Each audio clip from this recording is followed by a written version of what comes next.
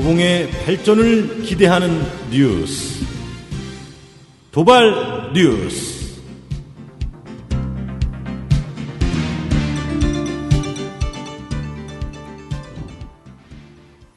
네, 마을신문 도봉의 라디오 방송 도봉의 발전을 기대하는 뉴스, 도발 뉴스 제8회를 진행하도록 하겠습니다. 진행에는 이재춘 말랑말랑한 정치부장입니다. 예. 도봉구가 그 2015년 4월 달부터요, 혁신교육지구라는 이름으로 어떤 새로운 교육혁신 사업을 진행하고 있는데, 서울시 교육청, 도봉구청, 그리고 지역 주민들이 연 예산 한 20억이 좀 넘는 그런 예산을 운영하면서 어떤 새로운 어떤 교육 사업의 발자취를 한번 열어보고자 노력을 하고 있습니다. 그래서 오늘은 거기에 대해서 도봉혁신교육지구가 과연 무엇인지에 대해서 도봉혁신교육지원센터 컨설턴트로 일하고 계시는 이명승 컨설턴트님을 모시고 한번 얘기를 나누러 보도록 하겠습니다. 안녕하세요. 네, 반갑습니다. 네, 방금 소개받은 도봉혁신교육지원센터 이명승 컨설턴트라고 합니다. 네네. 컨설턴트는 뭐 이렇게 기획도 하고 그 집행도 하고 그런 역할을 하시는 분을 컨설턴트라고 하는 거죠. 네. 실제 일은 다 하고 있습니다. 네, 네. 네. 기획부터 네. 집행까지 그 담당 공무원들 많이 할 수 있는 일을 제외하고는 마을과 학교 그리고 이제 도봉구청을 연결하는 사업들을 주로 하고 있고요. 네. 기본 사업에 대한 기획 방향 이런 것들을 잡아서 사업을 소개하고 안내하고 그리고 같이 만들어가고 있습니다. 네네. 근데 뭐 실무 책임자라는 말씀이신 거고, 네, 시쳇말로는 뭐 실세다 뭐 이렇게 이해할 수도 있겠네요. 네. 열심히 일하는 사람입니다. 실세는 아니고요. 네. 예. 그렇습니다. 그 혁신교육지구 이런 사업으로 어떤 도봉구가 어떤 사업을 진행하고 있는데 좀 약간 주민들이 듣기에는 좀 생소한 측면이 있거든요. 도봉혁신교육지구 사업이 무엇인지 이거에 대해서 좀 친절하게 그리고 좀 풍부하게 좀 설명을 좀 해주시기 바랍니다. 이제 아마 생소하실 거라고 생각하는데요. 이제 혁신교육지구 이렇게 얘기를 하니까 아마 혁신학교는 아마 대부분의 분들이 아마 들어는 보셨을 것 같아요. 혁신학교는 있는데 혁신교육지구는 뭐냐, 뭐 이런 질문들을 좀 많이 받고 있는데요. 혁신학교가 단위 학교의 새로운 변화되는 교육의 흐름들을 받아서 학교를 만들어 간다고 하면, 혁신교육지구는 학교를 벗어난 마을과 그 자치구가 함께 교육 문제를, 학교, 학부모, 교사, 그 다음에 지역 주민들이 함께 만들어가는 범위가 더 넓어진 거라고 생각하시면 될 것 같고요. 요 사업을 간단하게 좀 설명을 좀 드리면 사실은 이제 경기도 교육청 김상근 교육감 시절에 경기도에서는 혁신교육지구를 시작을 좀 했습니다. 그리고 서울은 2013년도에 광노현 교육감 시절에 구로급천에서 혁신교육지구를 좀 추진을 했었고요. 네, 구로금천. 두 군데에서 진행을 했고, 그러다가 조희영 교육감이 새롭게 서울시 교육장으로, 당선되시면서 전면적으로, 서울 25개 지역을 대상으로 서울형 혁신교육지구라는 이름으로 새롭게 좀 시작을 좀 했습니다. 그래서 올해, 총 7군데 서울형 혁신교육지구가 지정이 됐는데요. 말씀을 드리면 이제 강북, 그다음에 관악, 그다음에 구로, 금천, 그다음에 노원, 도봉, 음평 이렇게 좀 선정이 됐고요. 서울형 우선지구라는 사업이 있는데요. 이거는 이제 교육청하고 서울시하고 자치구가 다 같이 이 사업을 진행하기는 하는 건데 예산 투여 측면에서 봤을 때는 예산 투여에서는 서울시에서 독자적으로 진행하는 서울형 우선지구 사업이 있습니다. 여기에는 강동, 서대문, 종로, 동작구가 선정이 돼서요. 총 11개 자치구에서 새로운 교육의 지구를 만들기 위한 활동들이 벌어지고 있습니다. 좀 더 붙여 얘기하면 예산 규모 측면에서 말씀을 드리면 서울형 혁신교육지구는 서울시 교육청, 서울시 자치구가 함께 예산을 매칭을 합니다. 그래서 네. 서울시 교육청이 7억 5천을 내고요. 한 자치구당 예. 서울시가 7억 5천을 내고 그다음에 자치구에서 5억. 그래서 총 20억을 자치구당 자치구 서울시 교육청이 함께 예산을 네, 투여해서 네. 그 자치구를 혁신교육지구로 만들고 있는 겁니다. 네. 그래서 물론 이제 자치구마다 예산 투여가 기준선은 5억인데요. 뭐 도봉구 같은 경우는 5억 3,200만 원을 올해 네네. 예산을 책정을 해서 사업을 진행하고 있는데요. 그래서 약간 편차는 있지만 20억 플러스가 된다고 치면 올해 혁신교육지구 사업으로는 7개 자치구로 치면 140억 플러스가 서울시 이게 전체로는 예. 지정된 7개 지역에서는 그렇게 사업이 진행이 되고 있고요. 우선지구는 네. 서울시에서 죄송합니다. 아마 한 4억 정도가 자치구당 투여가 돼가지고 사업이 진행이 되고 있는 거로 알고 있습니다. 네. 제가 우선지구는 사업을 잘 모르는 거에서 예산이 혹시 네. 틀릴 수 있더라도 이해를 좀 해주셨으면 좋겠습니다. 네.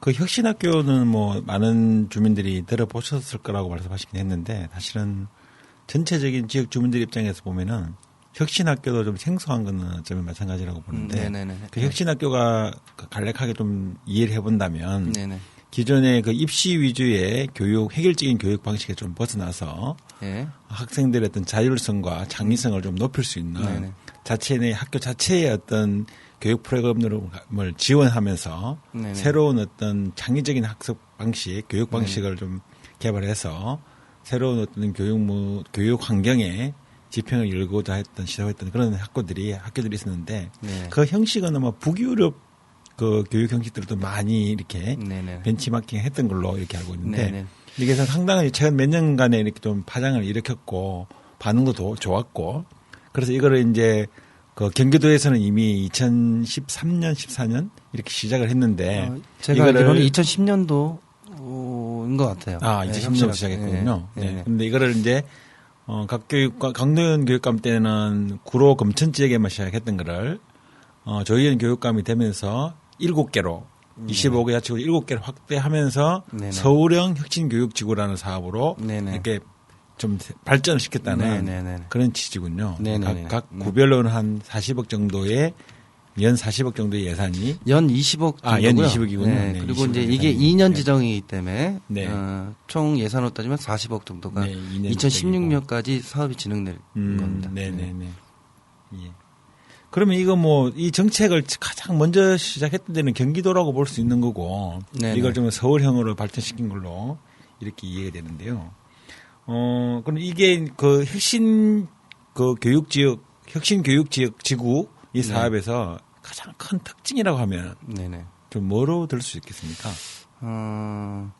저는 예전에 그 보면 이제 우리가 공교육 정상화를 얘기를 하면 학교에 대한 지원 부분들이 많았습니다. 그리고 학교를 변화시켜야 뭔가 새로운 교육의 대안들이 마련해질 거라고 생각을 했었는데 여러 가지 몇 년 동안의 그런 사업들이 물론 이제 성과도 있고 아까 말씀드렸던 혁신학교라는 그런 사업을 통해서 학교의 변모를 통한 아이들의 성장과 배움들을 새롭게 만들어내는 과정들이 있었는데 그것이 이제 단위 학교에 이제 머물다 보니까 그것을 좀 확대하자 뭐 이런 거고요. 가장 큰 특징은 저는 이제 마을이라는 개념들이 학교 공교육 정상화의 그 개념에 포함되고 있는 과도기적인 시기가 아닐까 생각이 듭니다. 잠깐 좀 자세하게 뭐 쉽게 설명을 해드리면 아이들의 배움과 성장이라는 것은 학교 안에서만 이루어질 수 있는 것이 아니라 학교를 나오는 순간에는 또 다른 새로운 마을이라는 학교 속에서 아이들이 배우고 그리고 놀고 그러면서 새로운 관계를 형성하면서 아이들의 성장들을 이끌어갈 수 있는 건데요. 우리 이제 일반 학부모든 뭐 다른 분들도 생각하기에는 교육은 그냥 학교에서 책임져야 된다. 이런 측면에서 자치구와 마을에서 새로운 교육에 본인 스스로도 주체로 나설 수 있는 나서야 된다는 거에 대한 그런 이제 분위기와 형성이 돼가고 있는 거 아니냐. 그래서 혁신교육지구의 가장 큰 특징으로 얘기하면 마을의 강조점이 좀 부각되고 있는 거고 누구나 가르치고 네네. 누구나 함께 배우면서 성장할 수 있는 그런 교육을 만들어 가자. 뭐 이렇게 좀 평가할 수 네네. 있을 것 같습니다. 네. 그리고 지금까지는 뭐 어떤 교육의 전문 기관 이런 것들은 교육청 산하 아니 교육부가 지원하고 이렇게 해서 학교들이 그걸 담당해 왔었는데 이제는 그 학교뿐만 아니라 마을도 사실은 아이들이 학교를 가고 그 방과 후에는 다시 마을로 돌아오는 이런 게이기 때문에 마을 전체를 하나의 공동체를 보고 이 마을의 이후에 방과 이후 특히 방과 후에 아이들에 위해서 좀 적극적으로 참여할 수 있는 또는 그런 어떤 걸 발상의 전환이라고 할까 이렇게 좀 네네네. 도와지는 것 같은데요. 네네. 네네. 좀 더 부연 설명을 하면요. 네. 지금 학교에서는 방과 후 학교가 운영되고 있습니다. 이거는 2006년도 사교육비 절감 차원에서 이루어지고 있는데요. 네. 이게 사실은 공교육 정상화의 새로운 장애 요인으로 네. 잠식하고 가고 있습니다.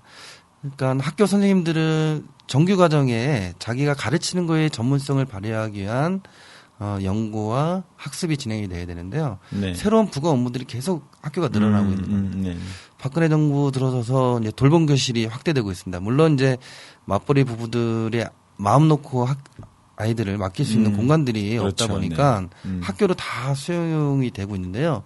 그런 새로운 업무들이 사실은 공교육을 위축시키고 공교육의 발전에 저하를 시키는 겁니다. 선생님들 업무가 과정되는군요. 과중되는 거죠. 네. 그래서 저희가 혁신교육지구의 앞으로 지향점은 학교의 불필요한 사업들을 네.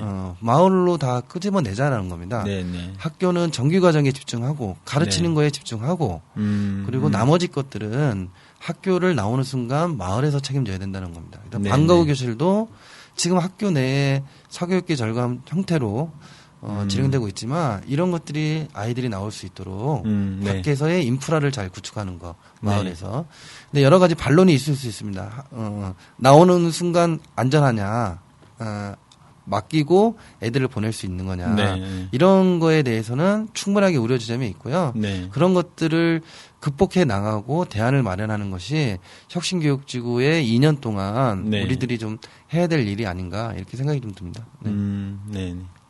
그러면 그 일반적으로는 교육이라면 주체가 가장 우선은 학생들 본인이 주체가 될 거고, 네네. 또 하나는 부모님들의 영향을 가장 많이 미치기 때문에 네네. 학부모들이 주체가 되고, 또 어떤 지식과 스승으로서의 선생님, 네네네. 교직원들의 영향을 이 3주체가 네네. 아이들 교육에 있어서 가장 주요한 부분을 차지하고 있었는데 네네. 이것뿐만 아니라 학교 사실은 학교 일과가 끝나더라도 학교 안에서 방과 후가 진행되어지니까 이때 네네. 이 마을 주민들이 공동체로 또 하나의 주체로서 나서게 하는 네네. 그런 4주체로 보면 되는 건가요? 네네, 그렇습니다. 아, 네. 그래서 지금 저희 도봉 혁신교육지구 사업 중에 마을교사라는 네. 그 분들이 있습니다. 학교의 문예체 협력교사 형태로 해서 선생님들이 다 전문가는 아닙니다. 예를 들어서 음악 선생님이 있더라도 음악의 분야들이 다양하기 때문에 네.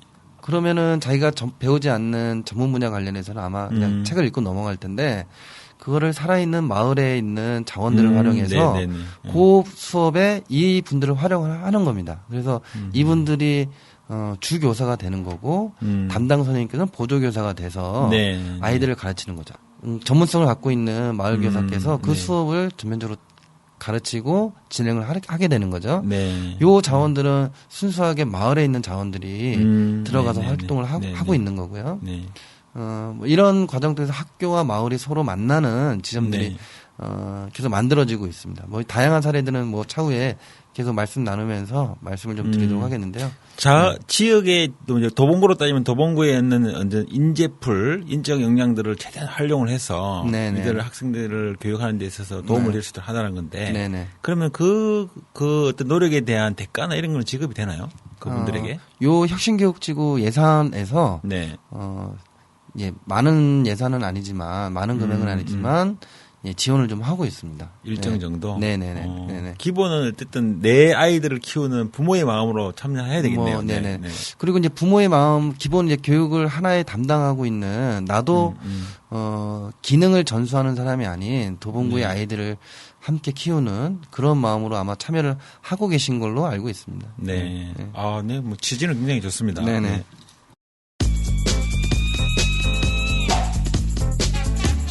여러분은 지금 마을 미디어 도봉N에서 만드는 도봉의 발전을 기대하는 마을 뉴스, 도발 뉴스를 듣고 계십니다.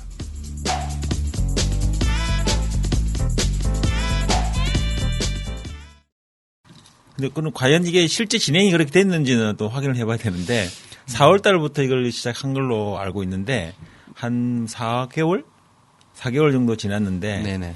뭐 이게 4개월이면은 이 큰 구상에 비하면 이제 도입 네네. 부분이라고 볼 수 있겠지만 네네. 어떻습니까? 진행된 정도에서 좀 만족하십니까?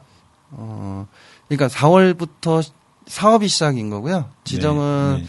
작년 12월 달에 지정이 됐고 네. 예산 교부가 좀 늦어지면서 올해 첫 사업이다 보니까 예산 교부가 늦어지면서 좀 사업이 좀 늦게 진행된 거 있는데요. 네. 전반적으로 평가를 좀 해보면 쉼없이 사업을 진행하기도 좀 벅찬 시기였다라고 좀 네, 생각이 네, 되거든요. 네.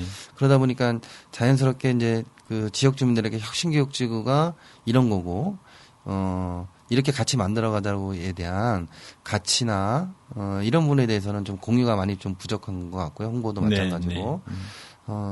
일단은 지금 사업에 좀 진행하는데 좀 급급했던 시기인 것 같고 이제 좀 사업도 진행하지만 이게 장기적인 지속 가능성을 가지기 위해서는 기반 구축과 사람들이 이제 새롭게 발굴되고 이분들이 새로운 교육의 주체로 나서는데 더 주안점을 줘야 되지 않겠냐. 그래서 하반기에는 좀 기반 구축 사업에 네. 좀 많은 부분들을 할애해야 할 생각입니다. 그래서 네.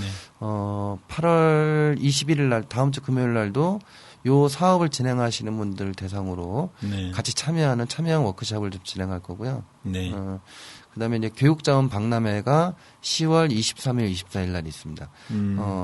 이게 사실은 학교가 지역에 뭐가 있는지를 잘 모르십니다. 학교 선생님들 만나보면, 우리 학교 학생의 이러한 사례를 가지고 어디 지역에 이제 도움을 요청하고 싶은데, 네네. 네, 사실 잘 모릅니다. 인재적 역량들이 어떻게 돼가 있고 어떤 기관에서 활용할 수 있는가 이런 것들을. 예, 예. 그래서 저희가 23, 24일 날 네. 도봉구 교육자원 박람회를 준비를 하고 있습니다. 그래서 학교와 마을의 교육자원 만남의 형태로 해가지고요. 학교 선생님들이 보시기에는 이런 사례와 이런 기관에서 이것을 수행할 수 있구나. 그럼 학교와 마을이 만나는 이런 네. 장을 좀 준비를 좀 하고 있고요. 네. 교육 관련한 원탁 토론을 좀 준비하고 있습니다. 내년도 사업뿐만 아니라 도봉구의 이제 향후에 교육 정책들이 좀 어떻게 가야 되는지 네. 생생한 주민들의 목소리를 좀 담을 수 있는 네. 그런 원탁 토론을 좀 준비를 하고 있습니다. 네. 네. 어쨌든 초반부는 3주체, 4주체들의 이해와 인식을 높이는 데 주력을 좀 많이 하겠군요. 네네네. 그렇습니다. 네. 가장 그 당사자 본인이라고 할 수 있는 당사자들인데 네. 학생들 반응은 어떻게 좀 들어보셨습니까? 최근 한 4개. 좀 설명을 좀 잠깐 좀 드려야 될 것 같아요. 네. 이번 이제 2015년 서울형 혁신교육지구 사업은 총 4가지 필수 과제가 있습니다. 그리고 네. 나머지는 이제 자치구 특화 사업으로 해서 공모 사업이 진행이 됐는데요. 첫 번째 필수 과제 첫 번째는 학급당 학생 수 25명 감축 사업입니다. 필수가죠. 이건 꼭 해야 되는 거군요. 모든 혁신교육지구를 네. 추진을 받고자 하는 그리고 지금 7군데가 선정이 됐다고 하는데요. 여기는 다 요 필수 과제를 진행을 해야 됩니다. 우리 지역에서는 지금 방학 중에 하나급이 늘었고요. 1학년에 북서울중학교 3학년 네. 하나급이 늘었고요. 신방학중학교가 1학년 대상으로 2학급이 증설이 됐습니다. 창동중은 1학년에 2학급이 진행이 됐고요. 여기에 들어가는 기간제 교사 관련한 예산을 좀 지원을 하고 있습니다. 네. 그래서 학급당 학생 수 25명 감축 사업은 쉽게 이해하시면 학급당 학생 수가 적으면 네. 수업의 질이 높아지는 거는 당연한 거잖아요. 근데 그렇습니다. 저희가 이제 기대를 했던 거는 단순하게 학급의 학생 수만 줄 것이 아니라 새로운 이제 수업 방식, 네. 생활 지도들이 새롭게 혁신이 일어났으면 좋겠다는 겁니다. 요거를 잠깐 설명을 하면은 프로젝트 수업이라든지 모든별 수업이라든지 네. 이런 것들을 좀 하자는 겁니다. 네. 그러니까 일반 칠판에 두고 설명할 것이 아니라 그룹별로 과제를 주고 과제를 토론하고 네. 참여형 수업 방식들이 가능하도록. 주입식에서 참여형으로. 네네. 그런 게 있고요. 25명이다 보니까 뭐 담임 선생님께서 학생들하고 생활 면담이라든지 주기들이 빨라질 수밖에 없는 겁니다. 더 애들의 면밀한 부분들을 잘 파악할 수 있을 것이니까요. 서울시 교육청이나 자치구나 그 서울시에서 진행할 문제가 아니라 사실은 국가적 차원에서 학급당 학생 수 감축 문제를 풀어야 될 문제입니다. 지금 이제 서울의 혁신교육지구 사업의 필수 1과제로 들어와 있는 거고요. 두 번째는 이제 일반고 진로직업 교육 지원 사업인데요. 지금 일반고가 상당히 어렵습니다. 특목고, 일반고 이렇게 할 때. 뭐 이제 특목고, 자사고, 특성화고, 일반고가 있는데요. 성적이 좋은 학생들이 이제 뭐 특목고나 자사고, 자립형 사립고등학교. 네네. 요즘에 말이 좀 많은. 그다음에 특성화고. 예전에 따지면 뭐 실업계 고등학교로 이렇게 가시고 있고, 그다음에 일반고 상업고등학교나 뭐 공업고등학교 이런 데를 특성화고등학교로 하는군요. 그다음에 이제 일반고로 이렇게 학생들이 모이다 보니까 상당히 어렵습니다 지금. 대학교를 대학 진학을 포기한 학생들도 많고 이러다 보니까 수업하는 것 자체가 좀 어렵습니다. 그래서 조희연 교육감의 공약사항이기도 하는데요. 일반고 전성시대라고 해서 일반고를 좀 살리겠다 이렇게 얘기를 하고 있는 건데요. 여기에 관련해서 다양한 뭐 진로나 직업교육을 저희 혁신교육지구 사업에서 진행을 좀 하고 있습니다. 이게 필수과제 두 번째. 일반고를 살리는 뭐 핵심 방안이 뭔가요? 아니 일반고로 그 살리겠다는 핵심 방안이 뭐죠? 지금 이제 진학을 고민하는 거는 아마 학교에서 전문적으로 잘 할 겁니다. 근데 이제 진학을 포기한 친구들 관련해서는 직업 교육도 좀 필요한 거 아니냐. 그래서 두 가지 사업을 다 진행을 하고 있는데요. 진로 관련한 지원 사업도 좀 있고요. 그거는 이제 여러 가지 사업 중에 하나는 동아리 지원 사업을 좀 저희가 하고 있고요. 그다음에 대학 학과 탐방 사업도 좀 진행을 좀 하고 있고, 그다음에 그런 것이 좀 어렵다 하면 저희가 이제 직업 교육도 좀 하고 있습니다. 자격반을 운영할 수 있도록 직업 관련해서 배울 수 있는, 이게 일반고다 보니까 그런 교육들이 좀 잘 형성이 안 돼 있습니다. 그 일반고가 사실은 입시 위주의 교육을 하고 있다 보니까 그 진학을 포기한 학생들은 할 게 없는 거네요. 진로나 아니면 개성을 살려서 할 수 있는 것들 열어주겠다. 그렇습니다. 일반고에도 열어주겠다. 그래서 이제 그렇게 이제 일반고에서도 위탁형 직업학교에 가는 학생들이 있습니다. 예를 들어서 뭐 아이언 직업 전문학교라든지.